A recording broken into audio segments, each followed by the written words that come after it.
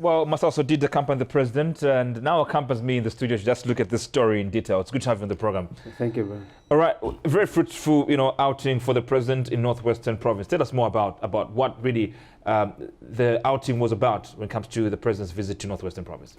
Thank you so much, Brian. So, as you have noted, the president was in Northwestern Province for 2 days.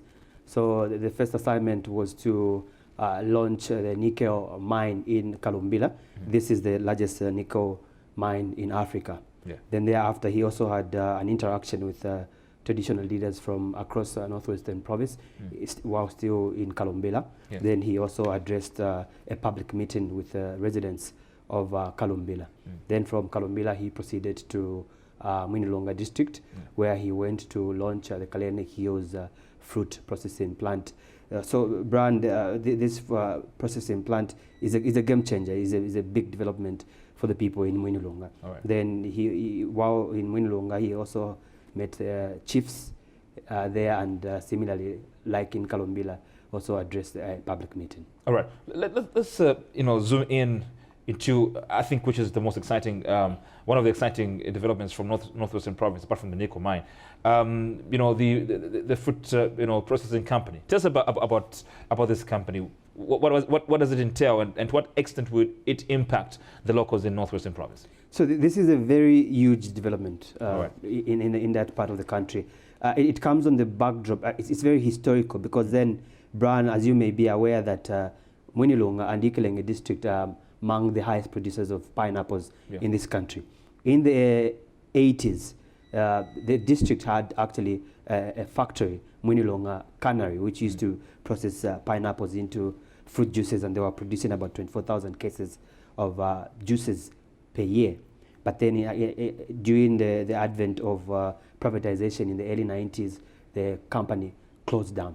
So where this company now, the Kalumbila Hills Fruit Company, sits, the grounds where it sits is the very ground where Mwinilunga Cannery was. Okay. So this is nostalgic to the people seeing something that went under coming up again, which will give them an opportunity to participate in the value chain of this factory. Brian, you may want to know that at the moment, 1,500 small-scale farmers from across Mwinilunga, Hichilema, and surrounding districts have been engaged to be supplying various fruits, among them pineapples, mangoes, tomatoes, and so on and so forth, to the plant, which will be producing in excess of 25,000 metric tons of processed fruits, which will be processed into different end products. All right. So the produce of this company in terms of the juice and the like, what market is the company targeting? Is it Zambia or Africa, or is it internationally, so to speak? So the primary market is of obviously Zambia. All right. But you may also be aware that Mwinilunga and Hichilema are geographically positioned in where they share boundaries with the Democratic Republic of Congo in terms of Mwinilunga via Kambimba Road, Hichilema via Jimbe Road, which leads to Angola. So once the local market is satisfied, there is also a huge potential to supply into the Democratic Republic of Congo, to supply into Angola as well. So it's a huge opportunity. I can imagine how the residents have received this news. I mean, you're talking about the fact that we've got a number of small-scale farmers who've been engaged, 1,500 thereabout. Share with me the reaction that came from members of the public, or locals, if you like, from the communities surrounding this particular factory. The community is very ecstatic, Brian, because if you have been to Northwestern Province during the harvest period of pineapples, I beg your pardon, you would see, as you move in the streets, you would see pineapples lying everywhere, going to West, because they didn't have anywhere to take them. They would just consume them as raw as they were. So the coming of this factory means that the pineapples now will no longer go to West. They have an opportunity to find value from the pineapples that they farm, to sell and make money out of it. So this is a very, very big thing. And Mwinilunga is largely a rural community where most people there are subsistent farmers. So this is what they do. So now imagine giving them an extra benefit of what they do. So this is a very, very big thing for them. All right, and that's on the side of the suppliers. Of course, those who the small scale farmers are going to benefit. But we're talking about over 25,000 metric tons of fruits per year being processed, into fruit juice, purees and pests and things of that sort. I'm just imagining how many jobs are going to be created by the plant. So, Brian, that is a huge undertaking. If you interrogate the reason, for example, why the Mwinilunga cannery, the area company that existed, went under, one of the reasons that has been attributed is that it's because it just had one line of production, which was only processing pineapples into fruit juice, and that was seasonal. But what they have done now to try and sort out that problem is that they have incorporated many other fruits, such as tomatoes, for example. The factory will also be processing tomato paste.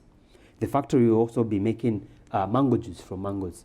The factory will also be processing baked beans from beans that will be from farmers. So all year round, the factory will have a product and will never run dry of products to produce. They'll also be doing mineral water, for example, and because Northwestern Province, Mwinilunga, to be specific, is endowed with a lot of water resources. The Zambia's biggest river, the Zambezi, starts from there. So they have a lot of water resources, which they'll be getting to process into bottled mineral water. All right. I'm just thinking that also this is going to have, it's going to help Zambia in her quest to diversify the agri sector, because then you're going to have more players coming on board to begin to farm pineapples and things of that sort, isn't it?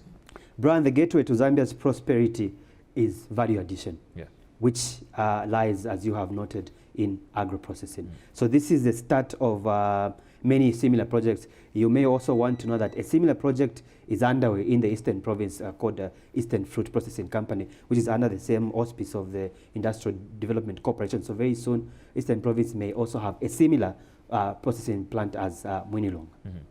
Interesting indeed.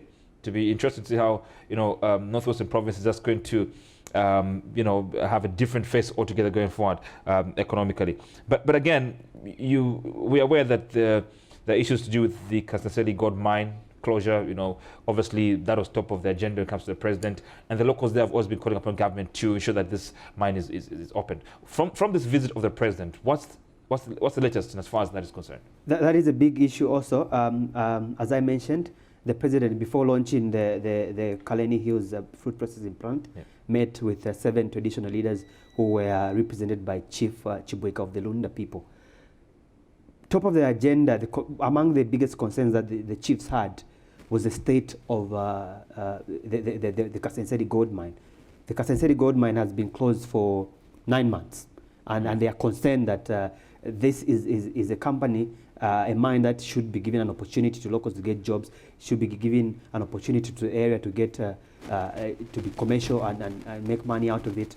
So they appealed to the president to look into this issue urgently, and the president, while meeting with the chiefs, pledged to look into the matter and ensure that the mine is opened as soon as logistically possible. When he also addressed a public rally later, he also mentioned to the thousands of people who had gathered to listen to him that this issue will be looked into with the agency that it serves. Issues around the illegal mining around the mine also comes into mention when you talk about the Kasneseli gold mine. Did the president touch on that and how government hopes to work on that concern? So the entire delay of the mine being reopened again has largely been because government has been trying to put in place measures to deal with the concerns that arose during the operations. Among the biggest concerns was the illegal mining that you have alluded to. So government wants, when they reopen, all those issues would have been sorted out so that business is done in an environment which is legal and progressive. All right. Well, Auntie, thank you very much for coming through and wish you the best of luck as you go about your work on this beautiful Thursday. What are your plans for today?